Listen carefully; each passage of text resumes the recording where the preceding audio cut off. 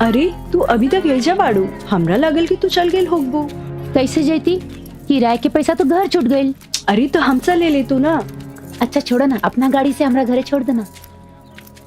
अच्छा सच में तो हर पैसा छूटल बा कि ड्राइवर साहब के करीब जाए के बहाना बना रहल बाड़ू। तोरा ये लगा था तो ये सही, छोड़ा तारू की ना, ये बतावा। अरे चला अम्मा छोड़ देता नहीं। कुंदन पहले सुभाष नगर ले चली हाँ, इनकरा के वहीजा छोड़कर फिर अपन घरे चलल जाए। जी हाँ ठीक बा। आके बैठ जाए। हाँ